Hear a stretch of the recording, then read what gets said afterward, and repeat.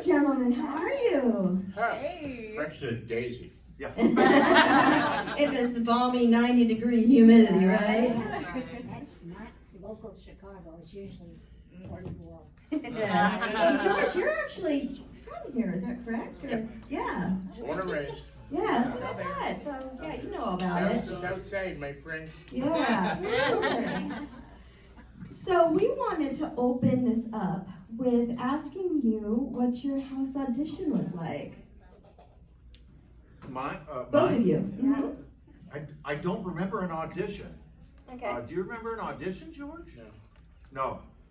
No, they went through a whole bunch of people, and then they said, well, I guess we got to use Bill Katt. I was kind of like the last one in the line, you know? Yeah. Yeah.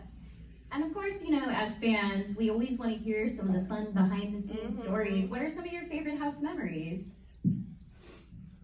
Well, you know, watching the effects with the knives and axes and hacksaws and stuff floating through there, it was all practical stuff, right? Yeah. Do you want water? Here's water. For me? Yeah. Water. Thank you. And that was cool. Just watching, obviously.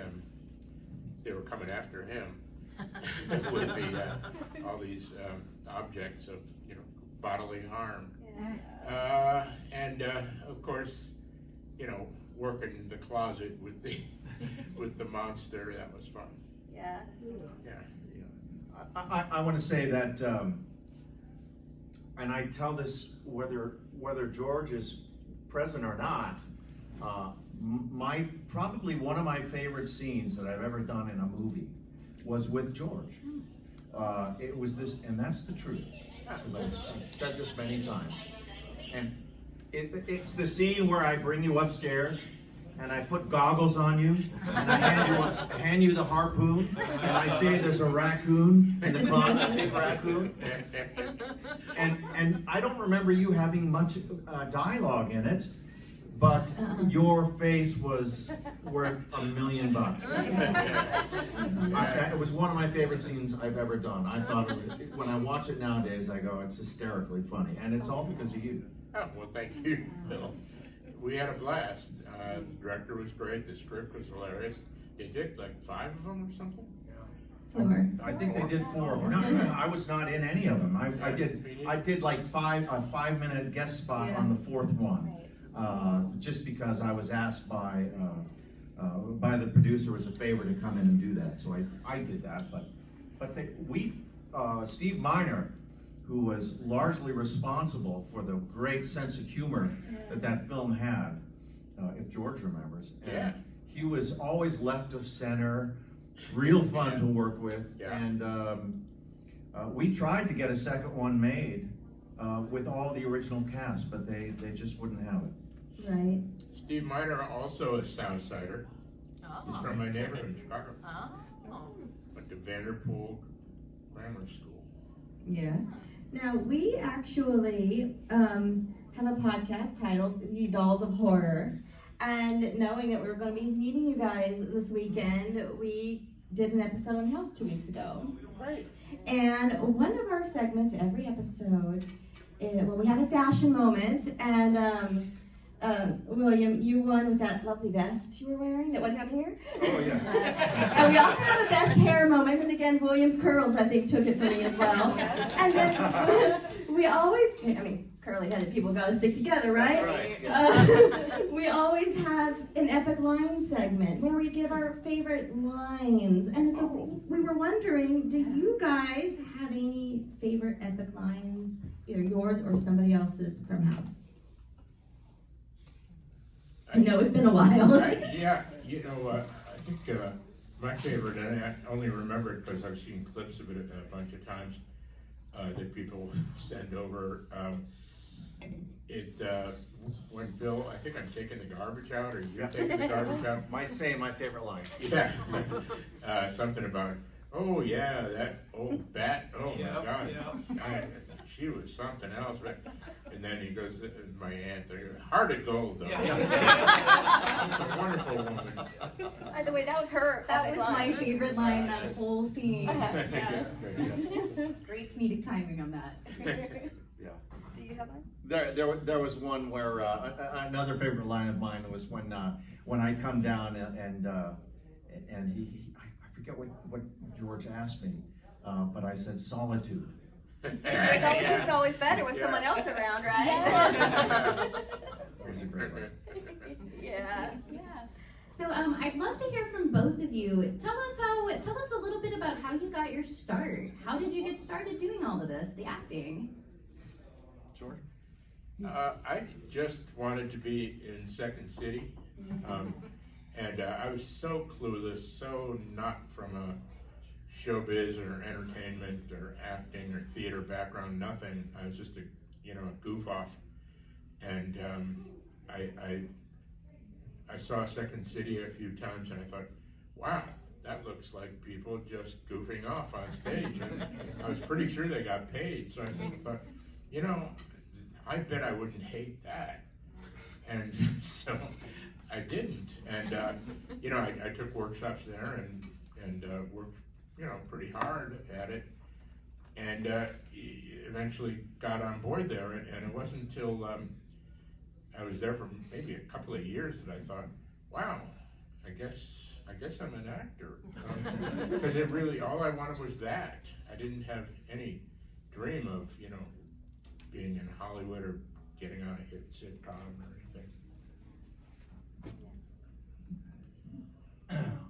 I was going to college, and there was a pretty girl that walked by me, and she walked into the auditorium, and I said, "Ooh, I'm gonna go chase that for a minute." And I walked in, and there was an advanced acting class going on, taught by the professor, who by the name of Jack Holland, who ended up being was many years prior to that really good friends with my mom and my dad. Yeah.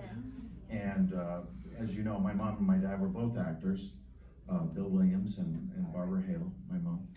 And so they were friends, and this was 10 weeks along in the semester, and Jack asked me if I would like to join the class. And I thought I would give it a go, so I made up 10 weeks of work, and it kind of went on from there. Joined South Coast Repertory, a very great company at the time. I did a number of seasons there, and that's kind of where it all started for me. Yeah. Well, I have a question for Bill specifically. We spoke earlier. We are both big musical theater nerds over here, and I'm dying to know what it was like to audition for Bob Fosse. Well, George has a extensive career Yeah. in musical theater as well. I'm all about the dance. As we call it, the dance.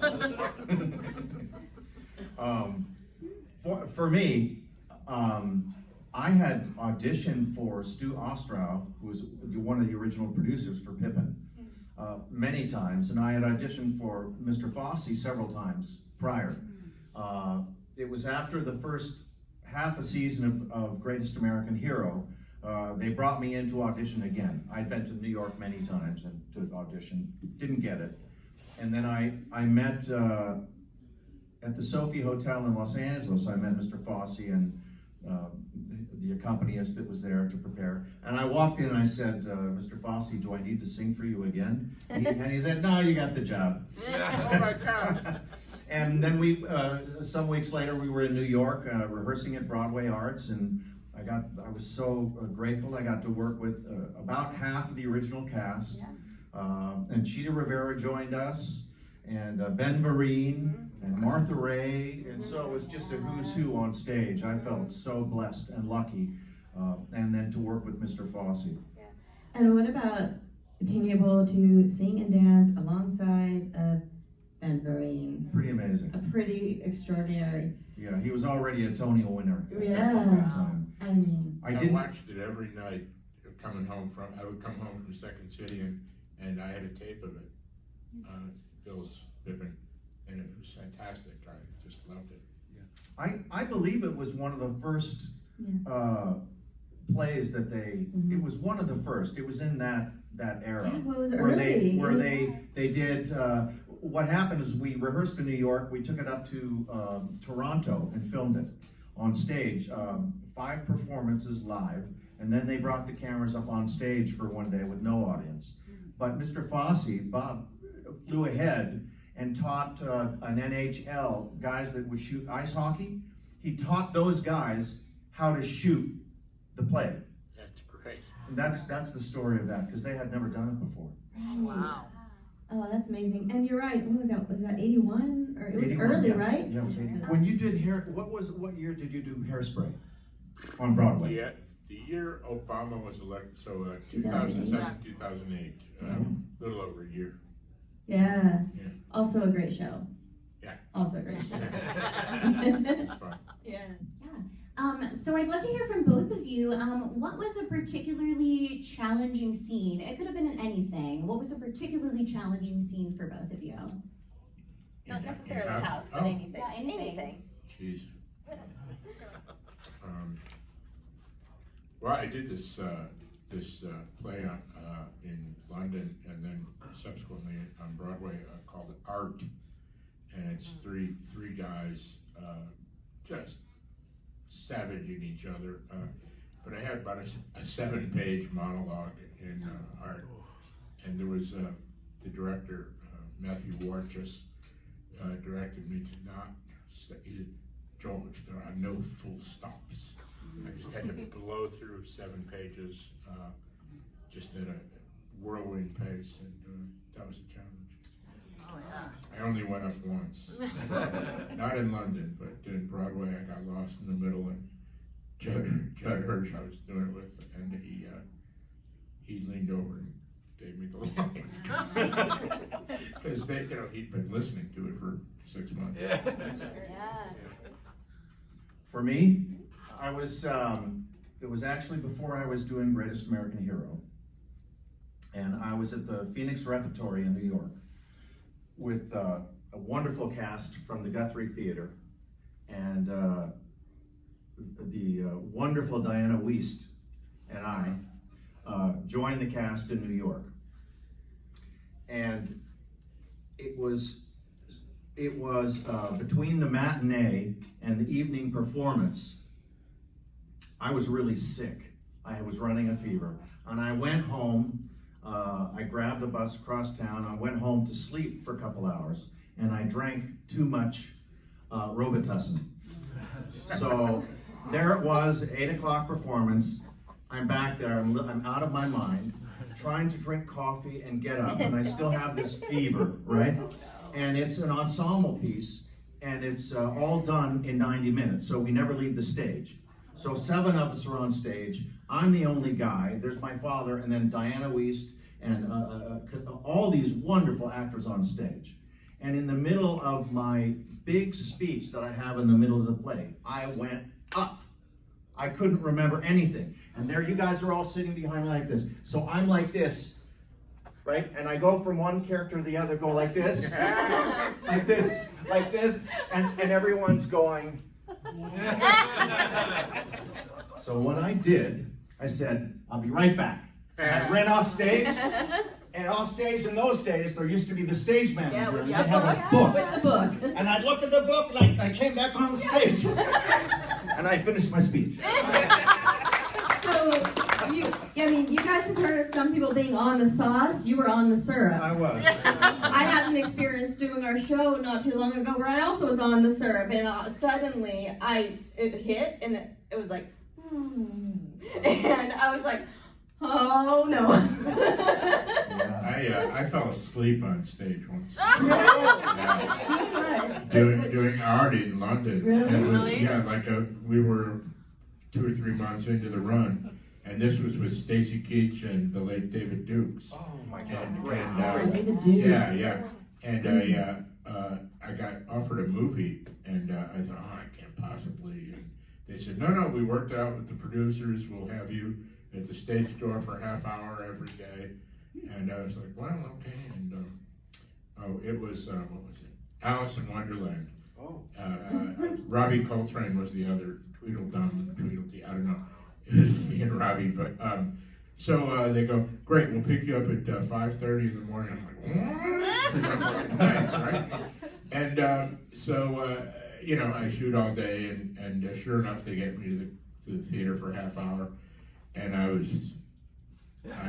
mean, and the show is big, long speeches, everybody, and Judd, Stacy and Dukes just screaming at each other from, you know, big chunks of pages, and I would just sit in the middle and just in this big, soft, easy chair, and just kind of not sound asleep, but like that horrible thing, like when you're driving, you know, that was me on stage in the freaking West End of London. Give me a break. Wow, what an amateur. Wow. So we would like to open it up to the audience now. Does anyone have any questions for these two? Yes, sir. You. This is for Bill. What was your audition like for Carrie? Well, Carrie, that's famously, that was George Lucas and Brian De Palma were holding auditions simultaneously together with the casting gal. I can't remember who that was, but they went through every young up and coming actor in Hollywood and in New York, I believe, and that included all the young leading ladies and the young leading men. Robbie Benson was in there. Oh my God, all kinds of people were in there. And but ultimately, what happened is I went through several auditions and famously got to do a on-camera audition with Kurt Russell. I was auditioning for Luke Skywalker, and he was auditioning for, what's the other character? Han Solo, yeah. And I told him one. Good casting. Yeah, I told him I blamed him. I said, you know, it's your fault I didn't get Luke Skywalker. Actually, it was probably the other way around. But we don't have to worry about Kurt Russell. He's had a pretty famously wonderful career. Yeah. He was okay. He was fine. He was all right. Yeah. Anyway, so I didn't get Luke, but I went on and did a couple more auditions on screen with Amy Irving and Sissy Spacek and that cast that we ultimately ended up doing it. And honestly, for both movies, we all had careers. It started our careers. Saw another question out there. So, a lot of times in a movie, you're struggling with, in the house to be exact, you're struggling with the things that are going around inside the house, and George keeps showing up in the most inopportune time. Were there any times where you had to ad-lib some lines in there? You know, like you're running around the house and you open the door, it happens to be here, hey, I got some tea or whatever, some cookies. Well, the truth of the matter is I went to Steve Miner and the writer, Ethan Wiley, was it? Ethan Wiley, yes, and he was in too many scenes, and I had those scenes cut.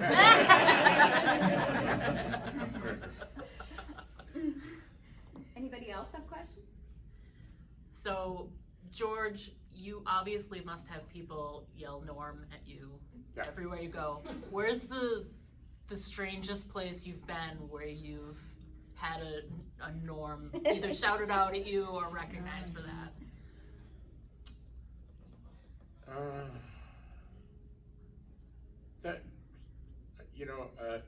I'm probably forgetting some, but you know, it's always a little rattling, you know, at a urinal.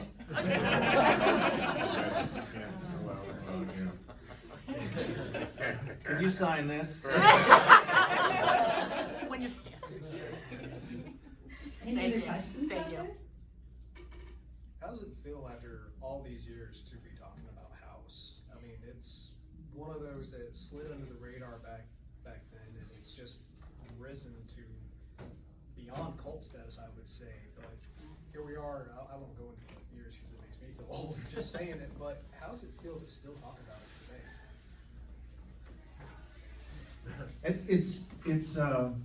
It's kind of an anomaly, given how much work George has done and myself in the whole spectrum of the work that both of us have done, both in film and TV and in the theater. It's unique, I think. Yeah, it's kind of peculiar because back then, Cheers had just come on the air, and I was feeling kind of fancy, and I thought, do I really want to do a horror picture? And and then there was a couple of sort of bigger budget, higher profile projects that I was on board with in the same time frame, and I thought, well, God, can I get away with doing a horror? And those things work when they work, and House just worked. And you can be involved in a kind of a fancier project that it just lays there, and never heard from again. So it's cool. The 80s horror films, 70s and 80s had a very special charm to them, and I think that's part of the magic of House too. House also, I should say. Did you find it scary or funny as a 10-year-old? Oh, funny. Funny and fun. Like, I love effects. We both do. Love practical effects, right? So I started watching horror when I was 8, and I was always approaching it from like a, how did they do that standpoint. So I did find it funny, and definitely not scary, but I was more intrigued than anything else of the effects. From part 1 especially, you're a monster wife. And then the lens, yes. Yes. And then the burying of her, and then the hand on the back. And that was a funny scene. I like that. It was a good scene with great music, by the way. And the Ronstadt, yeah. Yes. And also there's another song dedicated to the one I love, which I love also in that one by the Shirelles. I saw a bunch of press about Christopher Lee just a few days ago. I think it was his birthday or something, and I don't know, he's passed, or has he? I was 10 when I saw horror Dracula, and it killed me. I was so scared. I couldn't, brushing my teeth, I'd be like, the whole mirror a bit, looking around behind me. He really scared the life out of me. Did not find it funny or anything other than. And would you guys call yourselves horror fans? Are you fans of the genre? No, I'm not. I like old school. I like the 70s and 80s, maybe even some of the early 90s. But recently, I haven't enjoyed any of it. But I appreciate. It's well loved by so many fans. William, I really enjoyed your version of Piranha. Oh my God. That was great. Just saying. I love that one though. If no one's seen it, 1995, also Roger Corman. It was basically a shot-for-shot remake, I think, for Showtime. Yes. Thank you. Someone else knows about it. Thank God. It also ends Alexandra Paul did it? Yes, and our personal friend Billy Worley was in it too, so that's another reason why it's special to me. He played Whitney. He was like, the piranha are eating the guests, sir. I can't say it like him. Sorry, Billy. But no, so that was great. But I loved it because it's a shot-for-shot remake, and so people who younger people who maybe don't want to watch a movie from the 70s, can basically get the same experience except with your performance. There you go. Different performance, but same dialogue and same shots. All I can say is I'm sorry. Do we have any more questions? Come on, guys. No more? Okay. What was Brian De Palma like? Yeah. At the time that I knew I was going to do the film, I started to look into what he had done. He had worked with, so many wonderful people at that time, but the word was on the street it was going to be a seminal film. It was going to be a turning point for him, which it ultimately turned out to be. He was very good with the actors. We rehearsed in his apartment in West Hollywood at the time for a couple weeks, And then once we got to the set, he made all the changes during rehearsal without cameras. And then when we got new scripts, and then when we got to the set, he was pretty much all about the production design and the cameras and making sure everything was technically exactly what he saw in his head. And then really the coolest thing about him was that he wouldn't say cut immediately when the scene was over, because he always wanted to see what the actors would come up with afterwards. So he would let it run a little bit.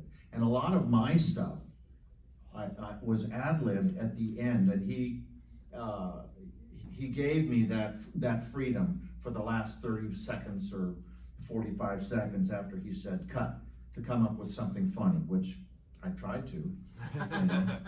That was what I remember about him, but I haven't seen Brian in all these years since. He's done okay. Done all right. That's one thing people probably don't understand unless you've done your share of movies. They really kind of don't give a rat's ass what you're doing. It's like about the picture, you know, the frame to frame, and they look at the set, the lighting, the background artists. They look at everything. The very last thing they hone in on is maybe, you know, what you're doing. Yeah. Yeah. Well, what was it? Hitchcock famously said that if you cast it correctly with the right actors, you've done the majority of your work. You know, and then you just rely on those actors to be what you had in your mind. And doesn't Clint Eastwood, I've never, you know, met him or worked with him, but famously, at least I know of this, he always uses the first or second take. Mm-hmm. He trusts the actor's instincts, and no, we got it. And yeah, but I want to try to get it better. And no, we got it. Yep. Yeah. Just moves on. Any other questions out there? So I think my favorite scene in House is when you do the first little prep run where you set all the cameras up and then you go jump down the stairs and you're like rolling and do the power slide outside. Mm-hmm. And then you go back to your solitude because George, his character disrupts you. What are your favorite types of scenes for both of you when you're filming? It could be from anything. What do you like to film? I've always liked something, even if it's a drama. I like instilling some kind of humor in it. So my favorite stuff is to do comedy. Not playing for the comedy, but playing the truth in the moment, and then doing something that's just happens to be silly or funny or, you know.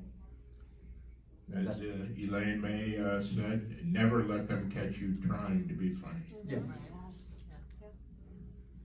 Any other questions out there? So throughout your careers, what's something really important that you've learned, whether it's a skill set or even just something about life? From what was the beginning? Just throughout your careers. It goes without saying what I've learned in my many years in life, not just in the business of show business, is just be kind. I try to always be kind.